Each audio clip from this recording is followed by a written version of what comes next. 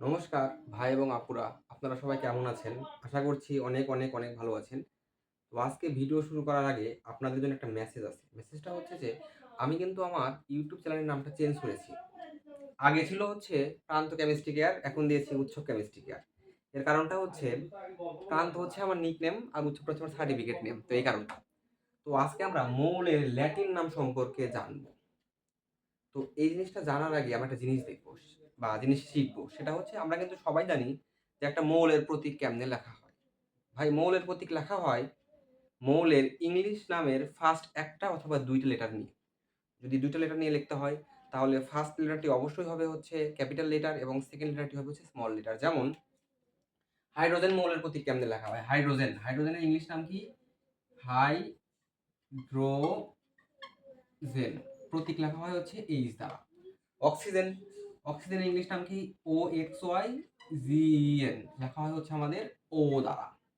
এরপরে দেখেন, যদি আমি সোডিয়াম লিখি সোডিয়াম, তো সোডিয়াম মৌলের ইংলিশ নামটা হচ্ছে SODIUM, কিন্তু সোডিয়াম মৌলের প্রতীক হচ্ছে Na।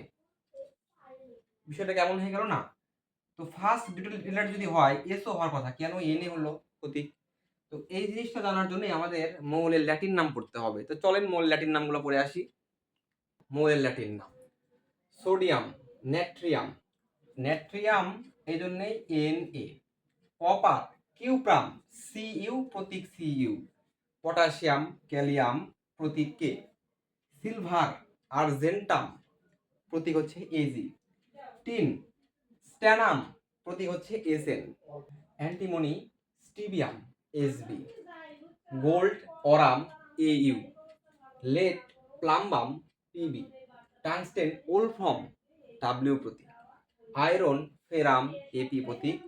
Mercury, hydrargyrum Hg। তো এখন একটা মজার কথা বলতেছি, সেটা হচ্ছে যে ভাই মৌলের প্রতীক কখনো মৌলের ইংলিশ নাম অনুসারে হয় না। মৌলের প্রতীক সবসময় মৌলের ল্যাটিন নাম অনুসারে হয়।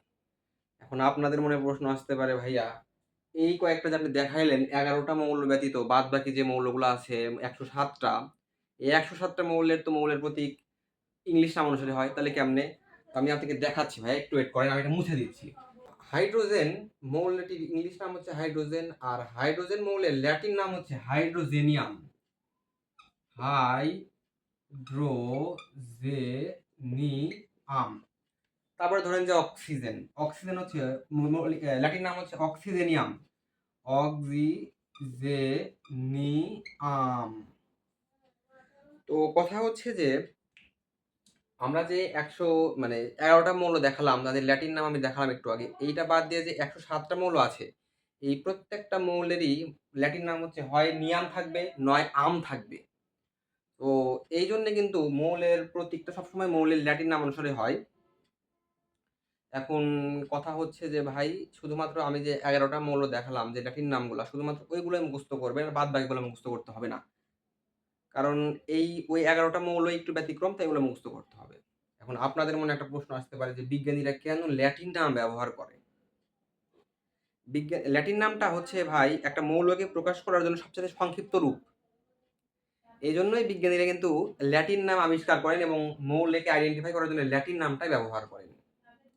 তো আশা করছি যে আমি ল্যাটিন নাম সম্পর্কে বুঝতে পারছেন। তো আমি যে 11টি মৌল দেখালাম ল্যাটিন নাম, এটা বইয়েও আছে আপনাদের 9, 10 এর বইয়ে। তো কষ্ট করে একটু মুখস্থ করে নিবেন, তাহলে প্রতীক লিখতে সুবিধা হবে আপনাদের। তো ভালো থাকবেন সবাই, দেখা হবে নেক্সট ক্লাসে। নমস্কার।